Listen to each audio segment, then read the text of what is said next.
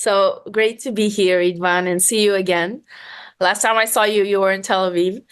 So a bit about myself before the last war. So I was a content creator. I had a travel blog. I worked with tourism boards around the world on branding of destinations. So I've been to almost 80 countries and, been to all continents, maybe except Antarctica.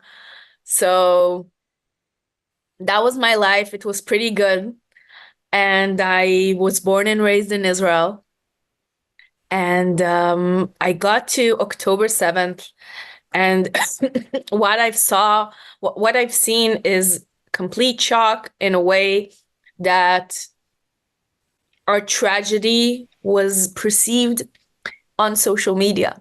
I feel that if people in the Western world, they went to news websites or to legacy media on the first days after October 7th, there was pretty enormous support in Israel. But if you went on social media and you went to outlets where younger crowds hang in, you could see already on October 8th a beginning of a denial of the massacre, blaming Israel on for the massacre.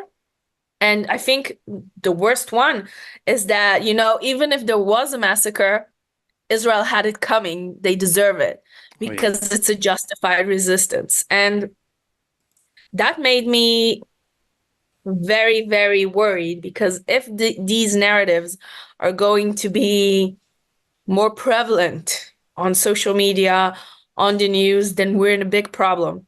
So what I did is to initiate a narrative on social media on October 8th. I wrote a few tweets about it that we should see Hamas as like create a narrative that Hamas is ISIS. I Hmm. think they're worse, but because ISIS is something that Americans and people in Europe, in Canada, whatever, they know about it. It scares them because ISIS kidnapped, well, obviously they murdered and kidnapped also Yazidis and Arabs, but they also kidnapped Western citizens and executed them in a very awful way and posted it online on YouTube, for example. And Hamas, on the first day, they did it as well. Like I don't know if you've seen, I hope you didn't. On Twitter and on TikTok and on Telegram, there Hmm. were endless videos that Hamas took of Israelis being kidnapped, being slaughtered, being beheaded. I've seen a bad video of a beheaded Israeli. And I thought that if we could talk about something that they are scared of, that they know, that maybe they could relate. And that became viral around the world for quite some time. And, reality really helped us in a sense that 4 or 5 days after the attack, or after we started with the narrative, it really took on. Um, the IDF found ISIS flags in one of the kibbutzes, villages. And what I've discovered is that apparently there were about 1,000 Gazans that left Gaza to join ISIS Hmm. in about 2012, something of that sort.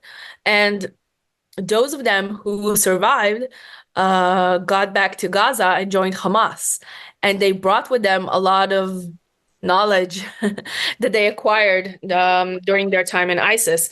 So, everything got together and it became a huge thing. And then I decided I'm investing my time only in this and taking advantage of my platform for Israel and for my people. We have kidnapped, you know, brothers and sisters in Gaza. Hmm. Hamas started this war, and I don't think I'll ever stop until they're all back. Yeah, yeah. And I'm glad you chose to talk about this. I see The first thing I noticed about you back then, months ago, when I first encountered you on social media, was that your Twitter profile said you used to be travel and nature content creator, but then Hamas equals ISIS massacred my people, bring them back. And you have been very, very vocal and very active ever since. And it is, uh, I appreciate it very much, and I hope that we can make an impact and change things. There is an issue that you brought up about ISIS. The one thing with ISIS is also that ISIS is not popular around the Muslim world, for example. Sure. Muslims around the world, the majority of them, most of them, they dislike and they hate ISIS and they condemn ISIS. They see them as abhorrent terrorists who misrepresent them and so on, because ISIS has this strict you are either with us or against us attitude.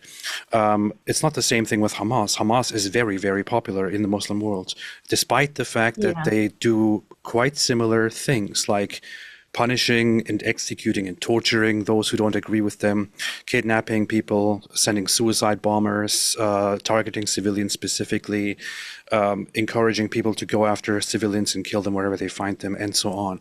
But because the victims of Hamas are not other Muslims or other non-Muslims, but are just Jews, or mostly Jews, or almost exclusively Jews, unless they kill their own occasionally when Yeah. they don't get in line. Then People they don't don't seem to have a care. problem. Yeah, people don't seem to have a problem because it's Yes. just Jews. Yeah. Yeah. It should be noted that Hamas do come from the Muslim Brotherhood, Mhm. and ISIS, they come, they're a branch of Al-Qaeda. Mhm. Uh, so they don't like each other as well, but they're both Sunni, radical, fundamentalist uh, Muslim terror organization with, dreaming about a caliphate and Sharia law around the world. And I think that countries in which the leaders fought the Muslim Brotherhood, the leaders do recognize the danger of Hamas, Yeah. but I don't think it's prevalent with the people, but rather with the leaders. Like, I'm sure that the leader of Egypt, Sisi, which hates the Muslim Brotherhood, doesn't like Hamas. It's Yeah. it's not a coincidence that he does not open Egypt's border and allow Gazans in. The reason Precisely. is that he's very afraid of a strong Muslim Brotherhood in Egypt. And the second thing is that in the end of the day, Muslims around the world, they like to support Palestine, but they don't really do a lot for Palestinians. So Palestinians around the Arab world don't get really that good of a treatment. If you see them in Lebanon, for example, there some of them for years weren't even treated like humans. Yeah. So it's all, or like in Jordan, they had Black September. Queen Oh yeah. Rania said that like there's no proof for the October 7th massacre. And like, well, maybe there's no proof for Black September. I don't know. It's like it's funny. It's a thing too. For so many people around the world who are pro-Palestine, and I know it from the Muslim world, Yeah. they what they do is from the distance in their safety, in their warm homes, wherever they are, where nothing is really happening, they cheer for the Palestinians and say, "Yes, keep fighting, you will win this." And meanwhile, they give the Gazans or the Palestinians in general this false hope and the false propaganda that they should continue fighting, and they basically send them to their deaths while Yeah. cheering for them, and but they will never actually do anything to take care of them, except say No. organize a few fundraisers here and there, maybe, and maybe give a little bit to charity, maybe donate a little bit of their money, and that's all there is. And then let's just watch how those people are dying instead of helping them and talking reason into them and making them build an actual functioning society. And this is and the result of it is precisely this. The result of it is a hateful, delusional population that thinks they're supposed to continue fighting for nothing until they are all dead. And then when that happens, they then blame Israel for it. Yep. Sounds about right. Exactly. I want to ask you a few questions to go through it. So, since October 7, there has been a lot of support, and a lot of people are in solidarity. I saw recent polls, even in like the UK, the US, the vast majority of people still support Israel. Although, In older ages, yeah, yes. although on social media and in the streets, it looks like the pro-Palestine crowds are loud. The reality is just that, The silent majority is yeah. The yeah, silent yeah, majority has I don't know how to call it. They have like a basic logic of yeah, how the world like fuck around and find out and yeah, play yeah. stupid games, win stupid prizes. We still have that basic logic. Yeah. Yeah, but there is a lot of opposition to Israel. There always has been. Some people are acting like, "Oh yeah, finally the world is waking up to Israel's, evil and all of that." Not really. It's just the same people who always hated Israel are again against Israel and are trying to normalize this whole thing. But there has been so much opposition to Israel since October 7 and so many different new narratives. What is your, how do you feel about this whole trend right now of just not knowing anything about the conflict, but just hating on Israel and trying to stop Israel and whatever it is? I do agree with you that the same people that went against Israel, spoke against Israel, in the past are still the same people. I still agree that they are a majority. And as I said, they're a minority, and the silent majority is either they don't care, they're indifferent, or they have a sense of support or even an understanding, of facts. They opened this war. Gaza is not occupied. It's not a land in dispute. Mhm. There's no excuses to what is going on.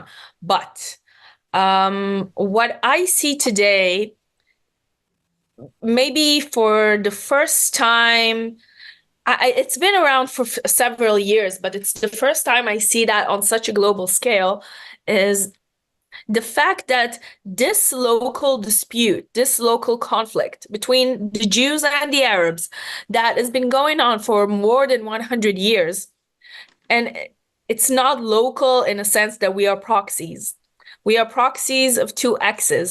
And maybe I should elaborate. So I think it's more clear than ever that we've seen that the people who contribute the most to American universities and promote Marxist agendas on campus are Russia, China, and Qatar. Qatar is they are founding Hamas. They're funding Hamas basically. So these are the biggest donors of in higher education in the US. Second thing is, you can see on TikTok, we now see research that says that it promotes agendas that if people talk about something that is against America, hating on America, wanting America, I don't know, to fall, hating on Israel, hating on Jews, hating the West, hating Western values, going against liberalism, they all get amplified on this platform. And I don't think it's a coincidence. I think that, even the progressive movement, the whole, intersectionality um, fights, of causes that in the beginning, I thought that they were really right. I am pro women. I am pro, Native Americans. I am pro, Black Lives Matter. I'm pro LGBTQ. Yeah, I'm pro everything. But then it went and took a turn to a very dark place, in my opinion, that is very, very Marxist, right? Mhm. The Marxism and what it's like there's an oppressed and an oppressor. And if you're brown or black, then you can do whatever you want. And if you're white, then you're bad. And like a lot of things that, if you read the Communist Manifest, it's more or less like the thing. And I don't think it just happened.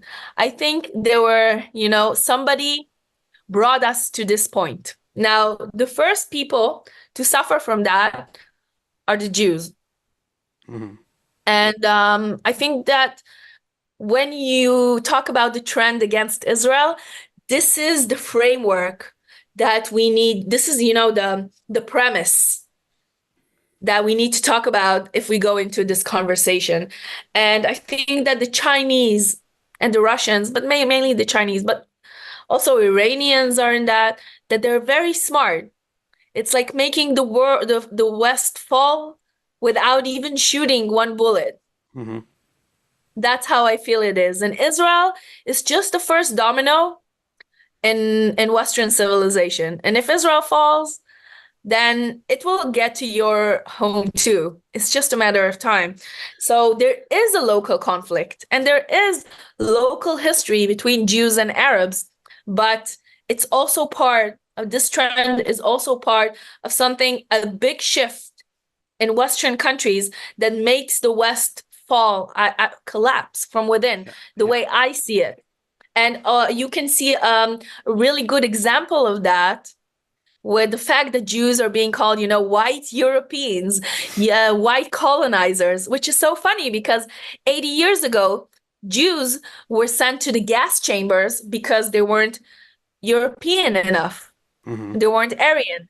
And now suddenly they're white colonizers. 80 years ago in the US, Jews had quotas in universities because they weren't WASPs. They weren't Yeah. white. They Yeah. weren't Protestant. They weren't white. And they didn't even have access to some country clubs because they were Jews and Jews are not European. So 80 years later, suddenly we're the white colonizer. How does that make even sense? So when you came to Israel, what did you see? I didn't see white colonizers. I saw a very, very diverse population Diverse. uh, Yeah. that does not consist of these bunch of white people who are privileged and all that. That's not at all what I saw. Yeah, we do have people that could pass as white, Hmm. but it's not the majority. And if you will look at the Palestinians or Lebanese or other peoples in the Middle East, you can see that this is quite common. Not Hmm. all Middle Easterns look, the same, and we are diverse in that sense. So the Jews are as well. You know what it is? So during the whole mandatory Palestine area in under the British mandate until 1948, especially toward the end of it, just to go to the historical aspect, the Zionists, the Jews, they weren't part of the white elite. They were. There was They a were free fighting. Palestine movement then, and free Palestine meant free this Jewish land from the British control, put an end to it so that we can finally have our land. And Did you see the posters from yes, yes, 1946? yes. Yes, of like Jews calling to free Palestine, the original Yes. ones. Yes, Yeah. and it wasn't and comparing them to the Arabs back then. So back then, Palestinian meant everyone who lives there. It was like a Palestinian Jews and It's a Palestinian name of a Arabs. region, Yes, yes, not of a yes, people. It's a yes, name of a region, but not of a country. There was yeah, never a country, a yes. state named Palestine, and there were never a people named Palestinians. It's like, I don't know, maybe in Austria you have like Tyrol, Hmm. the area of Tyrol. The people who live there are Tyrolean, but it's not an ethnicity. Yeah, yeah, It's yeah. just the name of the people who live in the region. You could live in the region and be a Tyrolean as well. That's true. I mean, there is no shared history of a shared, very distinct history of Palestinians that have like that you can trace back for centuries, or Never. even 1 century. You can't really trace it back. There is no common language. There Before is the no common Balfour behavior. Declaration, there is no, like, ask Palestinians, that's something for you at home. When you see a Palestinian or pro-Palestinian, ask them, what is the most important event in the history of the Palestinian people. And they'll probably say the oldest event was Balfour Declaration. But what was before then? If you ask us, the Jews, we have so much history ingrained in this place. We have archaeological artifacts all over this land with, that you can find in old ancient Hebrew. The language that we speak, the language that we prayed with our Bibles for 2,000 years. People in Yemen, in Israel, in Poland, and in Morocco prayed with the same book, with the same language. And there were always Jews. There was always a continuous settlement of Jews in this land. And you can never, there was never a Palestinian currency. There was never a Palestinian flag before 1964. There was never a Palestinian leader, before Yasser Arafat. Maybe some people say Haj Amin al-Husseini, maybe, but you don't have any leader or any history before the 20th century. While Jews, also Jews in what is called today Israel, they have thousands of years of history That's true. that is proved and documented. Yeah. What's funny is when I was in Israel, when I was in Jerusalem specifically, we met with, or I went with Michael Rappaport. He was having his bar mitzvah, and as part of that, we were having a tour with him, and we went through the underground digging sites, the archaeological site under the Western Wall and near the Western Wall and all of that. And we had this tour, and we basically explored how the Israeli government and Jewish organizations try to continue digging and finding more and more Jewish history or ancient history or any history from the region. And they are finding new stuff every single, I don't know, year, month, day. I don't know what it is. Yeah. And the funny thing about this is, I remember watching propaganda videos from Gaza by Hamas on their state TV, Al-Aqsa TV, where they tell people basically to become terrorists. And they were telling children there that the Jews are currently digging under Jerusalem because they want to make the Al-Aqsa mosque collapse and kill Muslims or something like that. And then I go there and I go to the actual digging sites, and what they're doing is just trying to uncover history. It's funny because on the one hand, you have the Jews who are making an effort to uncover the history, and they are doing it. On the other hand, you have Hamas telling people, no, we have to stop. We have to stop them from digging there because they actually want to just destroy Jerusalem. It seems like quite obvious that Hamas is anxious about what's going on there, and they're trying to fool their own people into fighting and stopping the Jews from finding out more and more. That wouldn't be new, We are already experienced with the lies and indoctrination. Sometimes I get so many things from Arabs, not only Palestinians, but also Arabs from Arab countries or the ones who live in the West, and they're saying so many funny things. And I was like, no, read history. I was like, no, that's what I was taught in school. And you've been indoctrinated. This is a lie. Like, this is so easy to find out. Like, all the things I say, you don't really need a book history for that. You can use Wikipedia. Like, it's not that of a problem. But I have a question for you as an ex-Muslim. Mm-hmm. I heard about something in Islam called taqiyya, Mm-hmm. That like you can lie if it serves your religious war. Mm. And like I wonder how prevalent it is and how many of them know that they're lying and they still do that.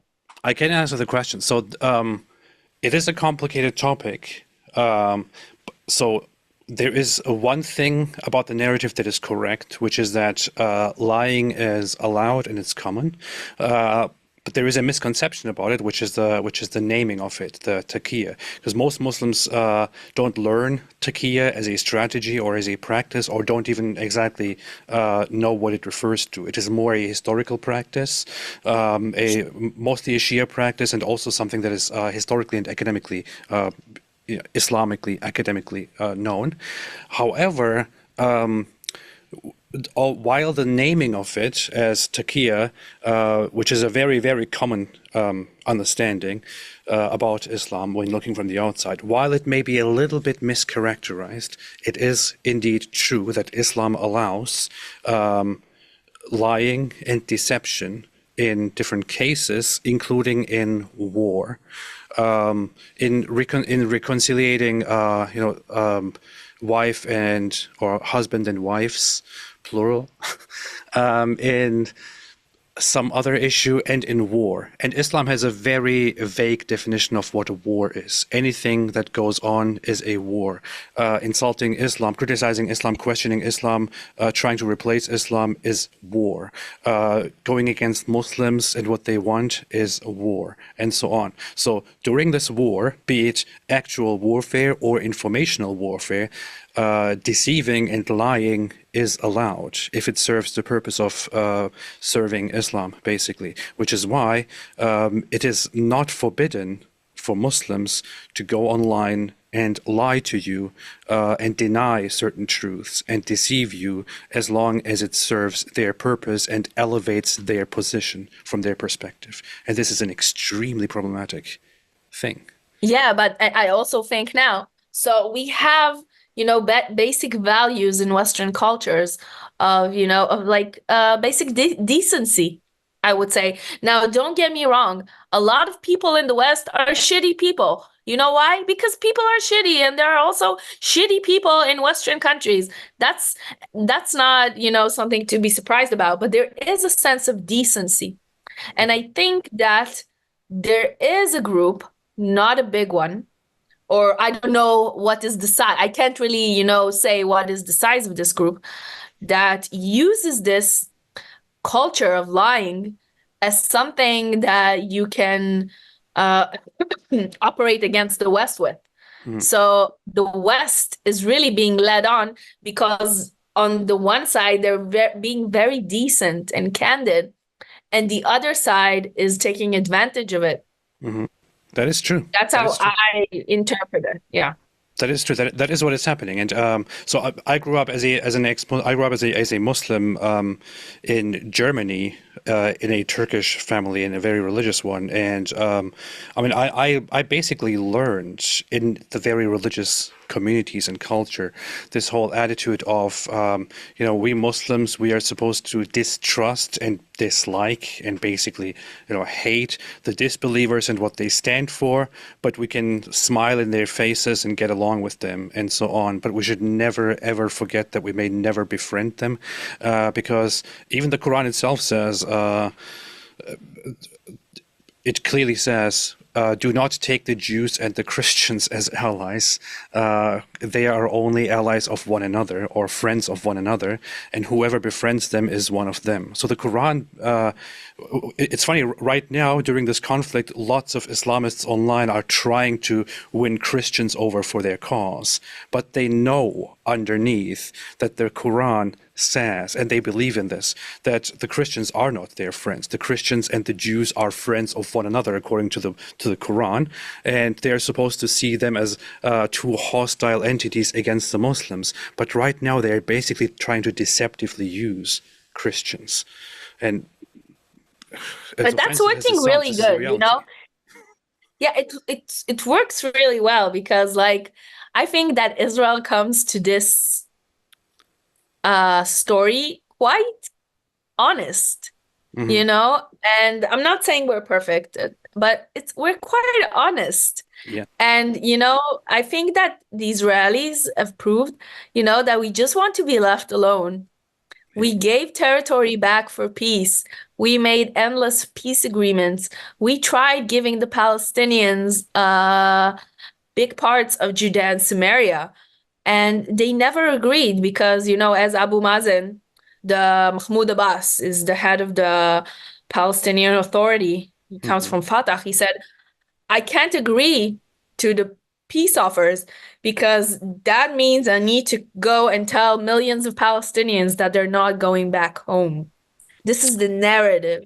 This is the backbone of Palestinian identity. Now, like, I don't know how to say it even more clearly. They started the war in 1948 after they refused the partition plan by the Hmm. UN for a Jewish state and an Arab state. And they started a war, and most of them fled, and a small minority of them was kicked out. Hmm. Yeah, that's true. But the majority of them fled, and they lost. Yeah. And, as I said, play stupid games, win stupid prizes. They were the ones that initiated that war. And it should be noted that most most cities and villages in Israel were never Palestinian or Arab to begin with. Hmm. So they're talking about Tel Aviv. Tel Aviv was founded in 1909 by 60 Jewish families that bought the land. Yeah. They owned it. It was a real estate deal. Um, the big parts of Israel, maybe if you don't know, I've read a number talking about between 80 to 90% of the Israeli territory. I'm not talking about the land in dispute in the West Bank, Judea and Samaria, was owned by Jews, or it was Jewish cities before 1948 or after like most of it wasn't taken. Yeah. They fled from cities like Lod, Ramle, Majdal, which is today Ashkelon, Haifa, Nazareth, but that's Now, more or less the thing. So it's really here, funny that you're not going back anywhere. Most of the places didn't even exist. here is the thing. That is very true. Much of that is it needs to be pointed out. But here is the issue.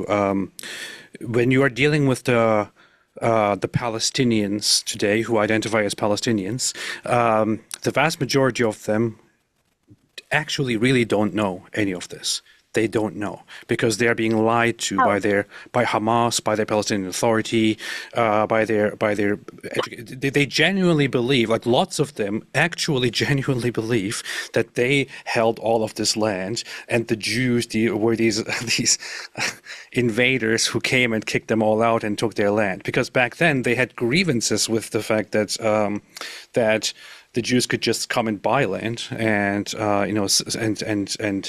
have their land, or they could add to the communities which they already had. Hebron, for example, was a big example of big Jewish presence, which continued until it was kicked out. But there is a common narrative, a common false narrative that people actually believe in, because after being lied to for decades and decades and decades and never knowing about it, they came to accept this as a reality, that the Jews came and took their land and kicked them out.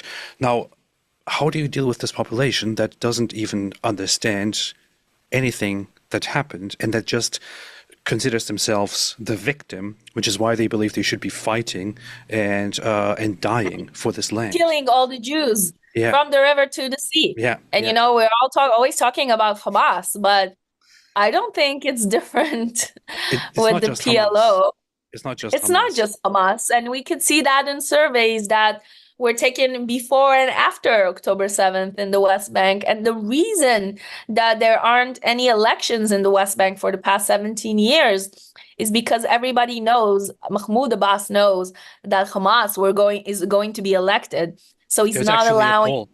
There was a poll several years ago Exactly. which showed that if there were elections today in the West Bank, Fatah would lose immediately and Hamas would take over. Fatah is that unpopular, so they have to rely on bullying and abducting people who are Yeah. opposition and locking them up, killing them, and basically ruling by force. And they are scared that Hamas will take over. And not because they think Hamas is bad, but just because they want to be the ones who do the stealing and not Hamas. Exactly. And I think that this ideology, I'm sorry, but this ideology that talks about killing all the people from the river to the sea, all the Jews, and is talking about a one-state solution, right? Hmm. Or, it's not a two-state solution, it's a final solution, another final solution. That's actually Nazi ideology. Hmm. And with a Nazi ideology, you fight in the next steps. You use the next steps. First step is to defeat it Second step is to take the Nazi ideology out of the people. The German people didn't stop being Nazis on May 8th, 1945, right? There was the Marshall Plan by the Americans that did a denazification process Hmm. on the population.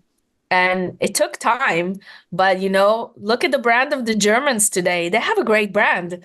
They are considered really good people. I myself, I like Germans so much. And it's not even 80 years that have passed. So that's how I think we should deal with the Palestinians if we ever want a future in this land and we want a life with no wars. As I said, just want to be left alone. Um, But do you think then it's I think possible? So, only if Arab countries will take over the educational. We need to close UNRWA to begin with. And then I think that only if there will be assistance from like powerful Muslim Sunni countries that are not radical, somewhere in the neighborhood of the UAE, maybe Saudi Arabia, Bahrain, then maybe we could grow another generation that in 15, 20, 25 years would see a mutual life together. mhm, mhm. I don't want to be their friend. I don't want to live with them. I just want two separate countries. But as long as they are playing the Nazi ideology, then how many times could we offer a two-state solution and they can refuse one? I need the Palestinians to say, we are the Palestinians, the majority of us. We understand that Israel is a fact, an undisputed fact, and it's here to stay. And we are willing to live next to the Jews, and um, we are stopping with this 100 years of war with Zionism. But what if And I told you, what if I yeah, told you, and I may or may not be right about this, but what if I told you that even if that you can't solve the problem by giving land and by giving autonomy no, we tried. and It making doesn't an work. agreement, and that the other side will not just stop fighting even after they agree to a two-state solution, and you re-educate them and so on. What if I said there is simply no way of ever solving this by hoping that we will come to a diplomatic agreement and everything will at some point be fine. These people will just change. What do you think then? What would you think about this? About what I just said, and what do you think should then happen instead? Do you know who Lord Ernest Bowen was? Yes. He, Remind me. he, he was a British lord. Yeah, he was a British lord, and he, he served in a committee about the future of mandatory Palestine. And the British didn't know whether they want to stay or not. They want to prolong the mandate. So he said in a committee that as he sees the conflict in the Middle East, this conflict, it is not a conflict that could be solved. It's a dead end. Hmm. And he explained it. It was almost, 90 years ago. And, I think it still is today. He says that as he sees it, there are two groups in this land. The Jews. The Jews, the only thing that they want is a home for their people, a land. Like they're living in this land, but they want a country of their own, Hmm. a national home. That's all they want. And the other group is Arabs. And all they want is that the Jews won't have a country of their own. And as long as these groups hold to that narrative, those who want something positive, like a country of their own, and the ones who want the other group not to have a country of its own, this conflict could never be solved. And you can see that I really don't believe the Palestinians do want a state, because if they did, they had endless opportunities to get it. they would have a Palestinian state by now. But they don't want it because look at everything they do is against. For example, they even call themselves the resistance, like Harakat al-Mukawama al-Falastiniya. There's always against something, right? Mhm. They are always in opposition to something. They're not for anything. They're not for themselves. They're just fighting something. Mhm. And what they expect us is to give up. Now, how could I give up? Would the Italians give up on Italy? Would the French give up on France? Would the Japanese? Would the Koreans? No, no, they're indigenous to their land. Why Yeah. would I ever do that? And the problem with here is that the the Palestinian and the pro-Palestinian side argues this false narrative all the time that this is supposed to be their country, all of it, and that any compromise they make, like allowing Israel to exist, would be them giving up their own land. So they will use that No, narrative. that's giving up their identity. Why what you describe is leaves us in a dead end because the identity, the core backbone of the Palestinian people is that we exist like they don't have any identity that is not united against Israel and this narrative. So, for example, us Israelis, we have so many things going for us. We have like startup nation and we have like our technological agriculture. We have history and culture that is not related to this conflict. We have a history of 3,300 years. We have a joint language, history, tradition. We have so many things that define our identity as Jews. Even have genetics Mhm. that makes us similar to each other genetically. So You bring we up an have important something. point, which is that in 1919 or early 1920s, there was a thing, the first Palestine Arab Congress, where Yeah. the Arabs of the region, Palestine, they agreed on what they want, and one of the first conclusions to them was that this land, which is called Palestine, is not a separate land. It is a district of Syria. It is also called Southern Syria, and it has never been a separate entity, and we don't want it to be a separate entity. It should be part of the greater Syria. That is what people said back then. Of course, that is completely forgotten now. But so the identity in that region was we are not separate people. We are not our own people. We are part of You're Syria, and we part of should the Arab group. yeah, Yeah. and we should be. It is only after the Zionist movement actually became successful that these people who now define themselves as Palestinians formed an identity, and that identity is, as you pointed out, based on the fact that this conflict exists. Otherwise, they wouldn't even have their own identity. That's true. So how is it going to end? Because for this conflict to end, a whole nation needs to change its identity. Do you understand? Yeah, yeah, yeah. There's no other factors uh in or ingredients in this identity, and this is like the main problem. Like I'm saying, maybe like Palestinians should develop something like a new economy or like something of their own so they could be synonymous with that, because the only thing that holds this identity together is the conflict with Israel. And Mhm. I assure you that if Israel ceased to exist, which won't happen, but it will cease to exist, they will fall apart. Mhm. They wouldn't stay as a people.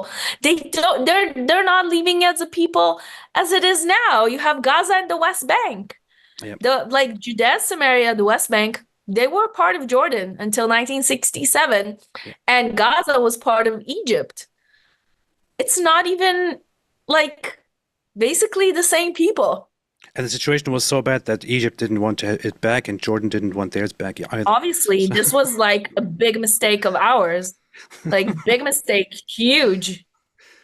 This is indeed, I mean, this is something that people don't know and don't understand, but Israel did actually, on multiple occasions after taking those two regions from Egypt and Jordan, offer officially and unofficially to give Gaza or control of Gaza back to Egypt for They peace didn't want and to. give the West Bank or Judea and Samaria to Jordan, and both sides explicitly outright rejected that. So they Of never course, wanted it. obviously. And yeah, they won the lottery like that for as I said, people don't understand, but the Jordanians and the Egyptians want nothing to do with the Palestinians, even though it's funny because about I've seen contradicting numbers, but it's about I've seen number of 50%, some others talk about 70% of Arabs in Jordan are being Palestinians. Yeah, yeah, it's around. I think it surpassed 50%, and it is now considered that the majority of Jordanians are actually Palestinians or the Palestinian Yeah. Arabs. That Which could is be Palestine. yeah, which is and that's how it was actually supposed to be. That was the initial plan way back in around 1920. Transjordan. It was Yeah. that the land, which is Israel, would be all one Jewish state, and that Transjordan would be the Arab state. So these would be one Yeah. Jewish state and one Arab state. It then changed over time, of course, but that was So, the so, initial but plan. do you understand that if the identity won't change, then the conflict could never end. Hmm. And the only way to change identity is education. Yeah, that's true. That is true. So that is the only resort we have if we want to stop, getting ourselves killed year after year. Yeah. Um, Now there are different things. I wanted to ask you different questions, like what Israel should be doing right now and possible two-state solution things. We basically just answered all of that. So um, let me go back to I'm for October. a two-state solution. As I said, once they will pass this right of return and acknowledge the fact that there will be a Jewish state. As I said, that requires them to change their identity. So no identity change, no solution.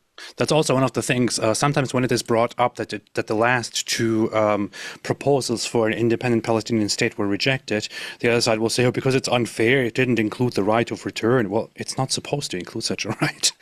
No, You're that will never supposed to give happen. up on that right. That's not going to happen. And you know what drives me crazy is the white guilt Yeah. of like white liberals talking about, yeah, give the land back.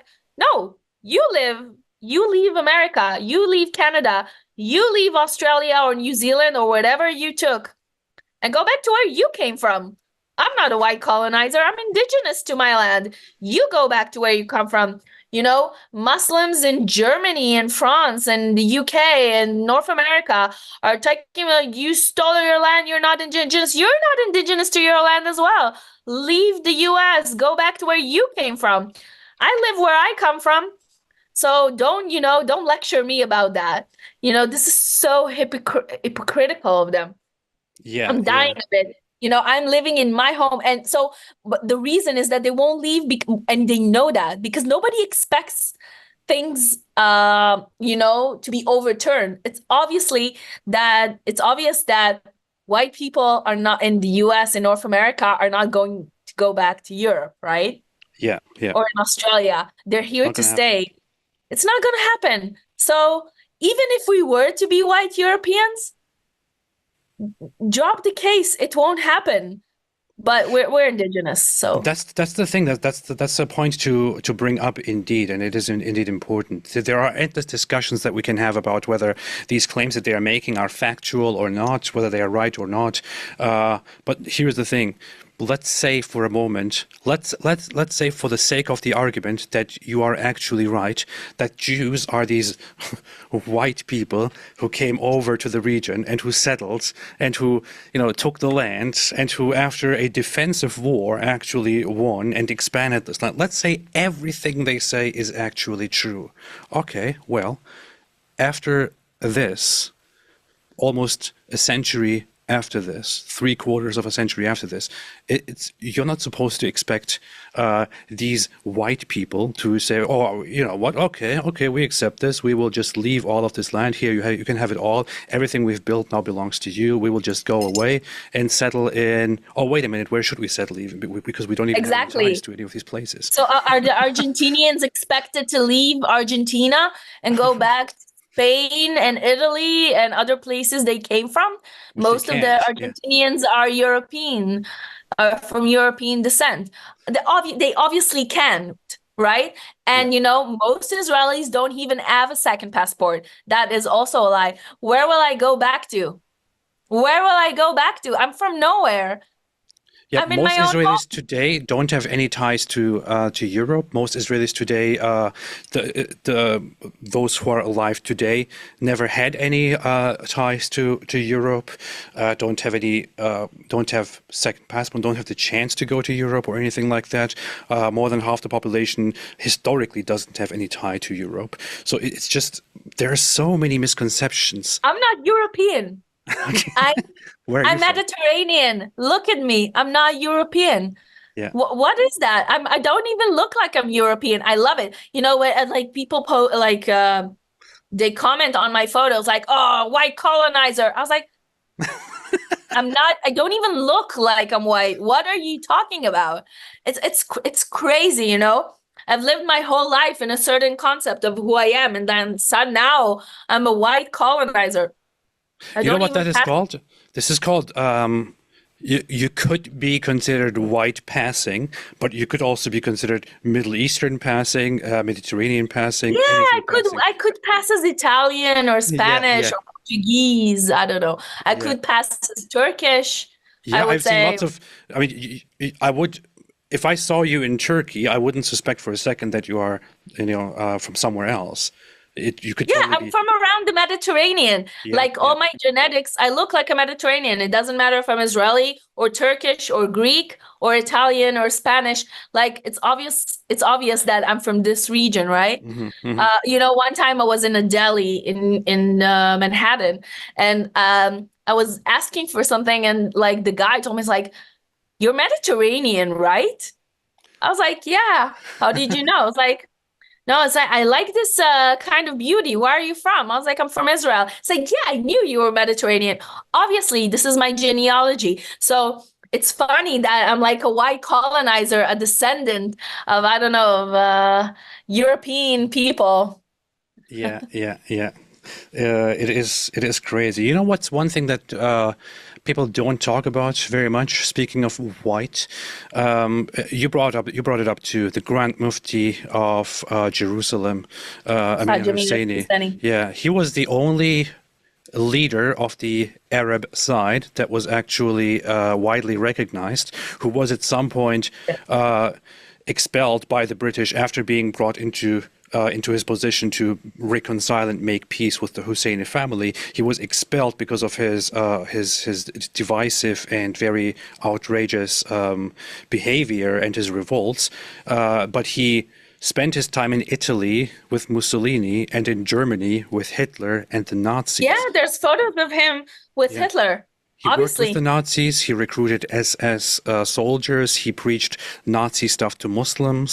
He preached Muslim stuff to Nazis, and he made a plan with Hitler also to if Hitler defeats the Soviets and the British, to descend to the Middle East and destroy the Jews under in this area. That was actual. These are actual German foreign ministry state records that you can And the find. Germans, wow, they know how to document stuff, really. Yes, yes, yes. And he was even after during the war of 1948. He was the leader of the Palestinian side. Afterward, he was recognized as the leader of the Palestinian Arabs by the Arab League and by Egypt. So if you want to look at the history, it is actually that side, the Arab side, that collaborated with the Nazis during World War II and that had a plan of exterminating the Jews. However, right now, it is people are acting like, oh no, these Jews, they are white colonizers and they took over these poor Palestinian people who just wanted to live in peace. And that's also a false narrative that they're talking about. We don't have problem with the Jews. It's just with the Zionists. Before 1948, we had a good life together. No, we didn't. No, we didn't. You Yeah, tried to kill us all the time before 1948. yeah, And you massacred us in 1936 and in 1929. God, there was even a massacre in Safat of the Jewish population by Arabs in 1834. mhm, Arabs and Jews didn't live peacefully side by side. That's also like an yeah, enormous lie. And it's always the Arab side that attacked. yeah. You don't Well, have like massacre. Yeah. You don't Jews have have a massacres. history. Yeah. That is known, which is also the plot of one very very popular musical, which everyone should watch right now. Very important, Fiddler on the Roof, which is that Jews have a history of trying to live and trying to develop in a place, and then at some point, under different premises and excuses, being attacked and threatened with extermination and being forced to leave, Exactly. going to a different Yeah. place, starting all over again, being forced to leave. And this is one of the main reasons why Zionism became a popular idea, to say, okay, you know what? We are done with this.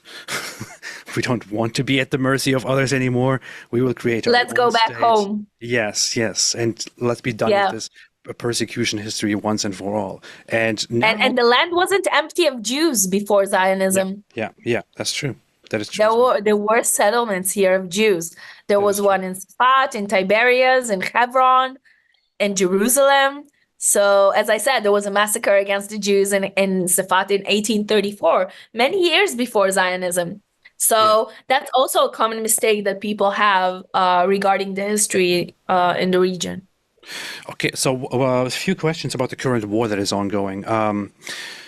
The war is one of the most difficult things to talk about right now, because there is an Israel-Hamas war, where Hamas says we can continue this war forever. We have the resources and we will go on forever, and we will attack Israel over and over and over and over again. And obviously, Israel is pretty much united on the idea that we will not accept this or tolerate this anymore. War has to be finished with the destruction of Hamas. However, the scale of this war, because Israel is focused on really destroying Hamas, which embeds itself in the population and acts as civilians as well. There are numbers going around of like 30,000 people have been killed in Gaza and so on. Yeah. And they say, how can you accept this? This is so many deaths. This is obviously very, very bad. Ceasefire now. Very briefly, what is your reaction to all that? First of all, I've seen a demonstration in Times Square with signs of ceasefire now. Do you know when? On October 8th. Yeah. On October 8th, the only people that were massacred were the Jews in Israel. On October 8th, there were still hundreds of Hamas terrorists fighting against IDF soldiers, kidnapping people, murdering them. So it took days until this massacre stopped. It wasn't only October 7th. So it was funny to see that the narrative about the ceasefire started on October 8th. And that is something that I wanted to emphasize because that says a lot. They talked about it's like they planned in advance that, 1 hour after the massacre started, we're going to call for a ceasefire because they understand how social media works. There is no importance for facts and truth, which is what we've just talked about for almost an hour. It's about a narrative. So, this is the premise in which I want to start. Secondly, is that I want to remind everybody, even the New York Times and the BBC, which aren't known as Israel lovers, even they say that these numbers are the numbers of the Gaza Health Ministry ran by Hamas. Now, Hamas are people that rape corpses. They're Hmm. necrophiles, right? They are pedophiles. They are murderers. They kidnap people. They kill their own people. They let their own people be in great suffer and they don't care. Why would we believe them? Mhm. Secondly, when you go inside these numbers, the health ministry doesn't even report one Hamas terrorist or what they call a militant dead. It's like all the Hamas fighters are brave and none of them got killed by the Israeli Defense Force. That doesn't make any sense, right? And we know there are about 25 to 30,000 Hamas militants in Gaza. So I'm not, obviously, there are Palestinians, people in Gaza that are, you know, they're not involved and they are in great suffer. They are in great, I'm not denying that, Mhm. but they started a war. The numbers are, why would we ever believe these rapists anyway? Who would have believed that a person that, murders and rapes and kidnaps would also lie, right? Mhm. And it doesn't make any sense that any of the militants died. It's mostly women and children. That also doesn't make any sense. And lastly, a lot of the areas that were bombed, there's no rescue there. Nobody knows what is under the rubble. So how could they even give these numbers? They don't have enough data themselves. Um, so this is without denying the suffer that is in Gaza, and I credit the suffer to Hamas Mhm. because that could all be avoided if it wasn't for October 7th. And when people talk about a proportionate response, there was one attempt for genocide in the last 6 months, Mhm. and it was against Jews. Mhm. There Yes. isn't another attempt of genocide. Even when you see numbers and percentages, you see the numbers in Rwanda when they had a genocide. You see with the Holocaust. You see with other places in the world where there was a genocide. We're talking about massive percentage of people being killed systematically. We're talking about between 60% to 40%. The Jews lost about 33% if I'm of the Jews during the Holocaust, if I'm not mistaken. We're not even talking about 1% of the Palestinian population.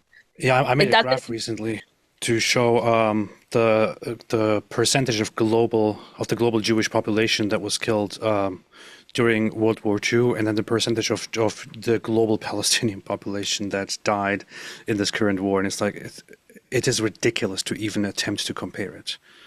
wow, did you post about it? Like I missed that for some I reason. I I posted should it retweet a it. while ago. I should go back and find it. I will send it to you Yeah, later. maybe send it to me later. I want to retweet it. It's really important because people, yeah, so I'm not denying that there's a war. It's a war. It's a harsh war. I think they shouldn't have opened this war. And it's not only Hamas.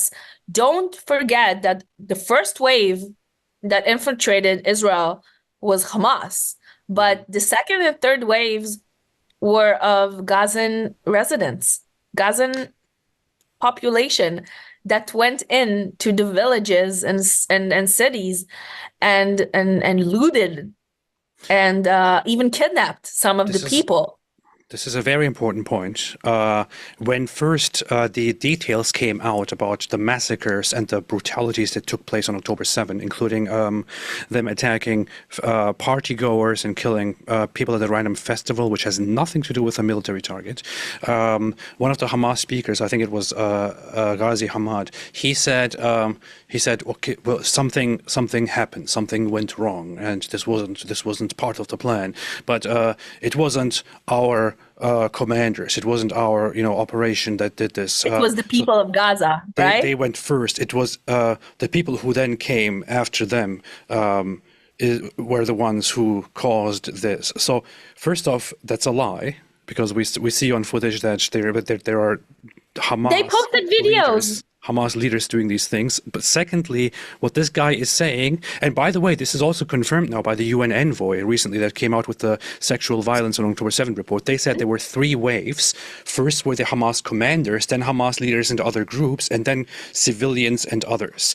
And these waves did these attacks, and it is hard to say that all of this was Hamas. So according to Hamas itself, and even according to the UN envoy, it was not just Hamas. It was Hamas and other organizations and Gazan civilians who participated in the Civilians. killing, So to massacre, say it's raping, like and so on.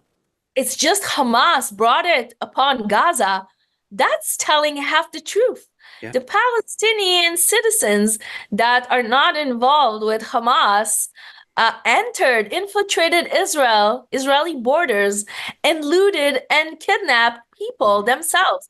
That should be noted. The second thing that should be noted, that they themselves posted videos and tweets celebrating, giving away candy and, celebrating around the streets for October 7th. Didn't they know what is going to come? That they just opened a war? Yeah. They fucked around and found out. That's true. And that's what kills me. That, people around the world, I was like, oh, poor Palestinians. What? They chose it. We could have been neighbors. We could have lived next to each other. We could have had a mutual life with commerce and everything. They decided not to.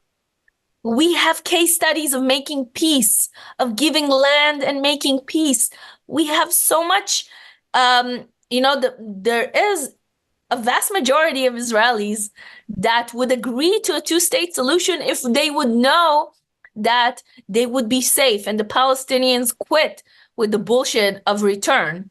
Well, that will never happen. And you don't see that on the other side. Yeah. The vast majority of Palestinians are not on that side as well. So the second thing that really kills me with the numbers, so they're talking about proportionate response. First of all, that was an attempt of genocide. Second of all, we have kidnapped hostages. They could release the hostages and make it go away.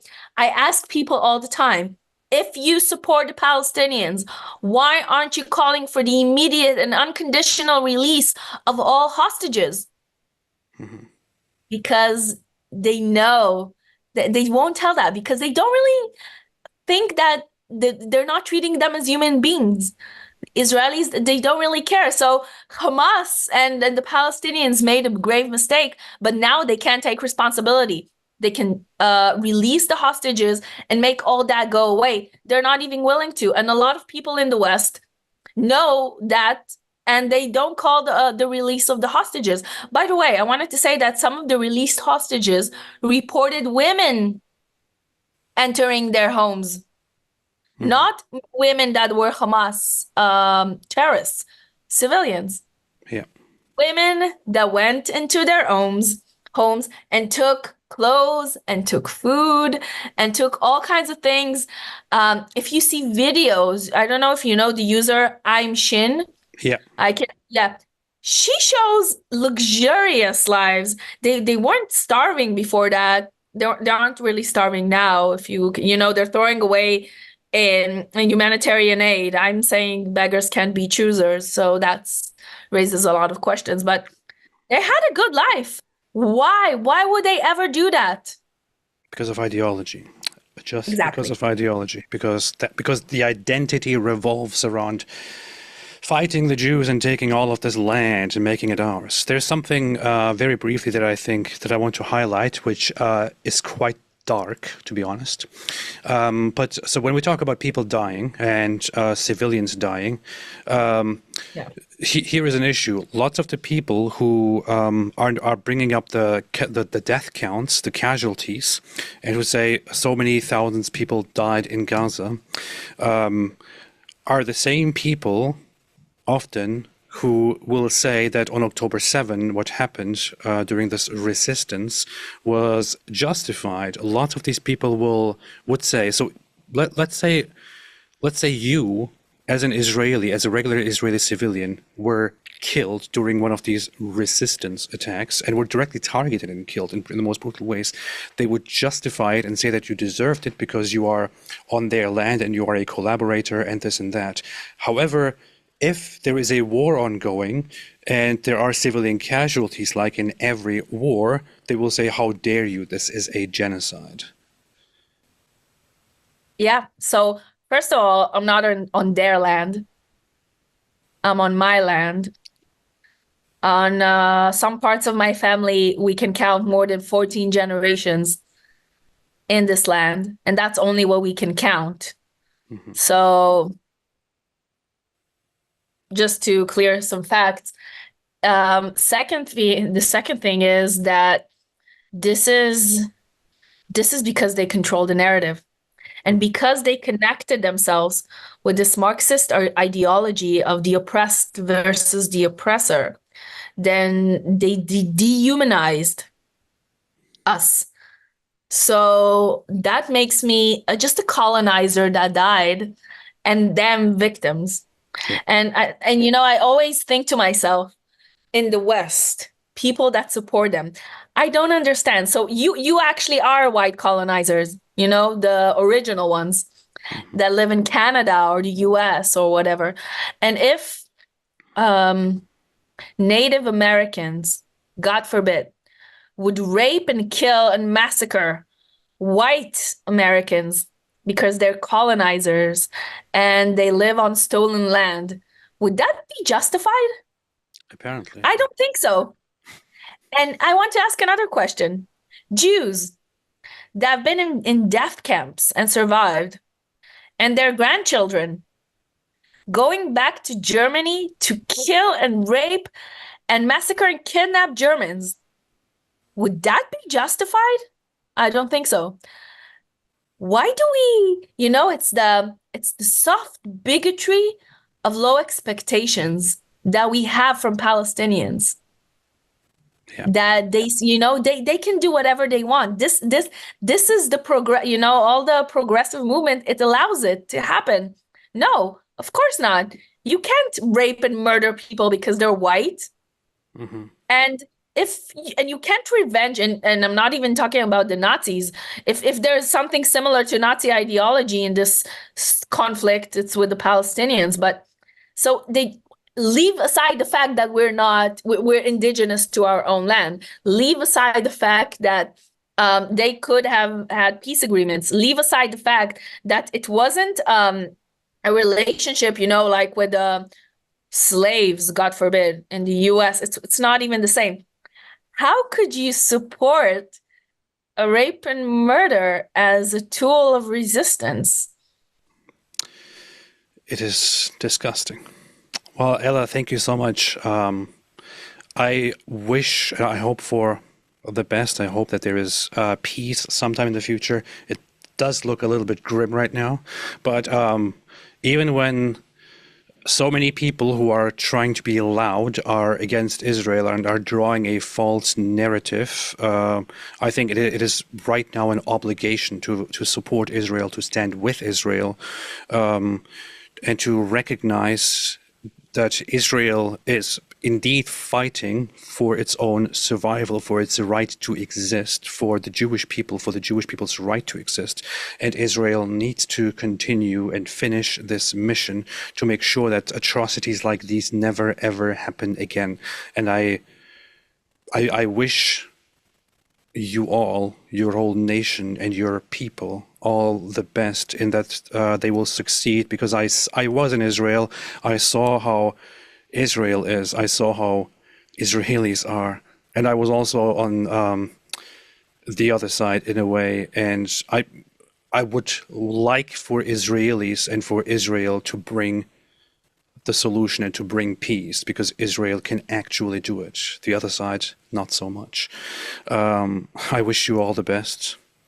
Thank you And for everything. Thank you for everything you're doing.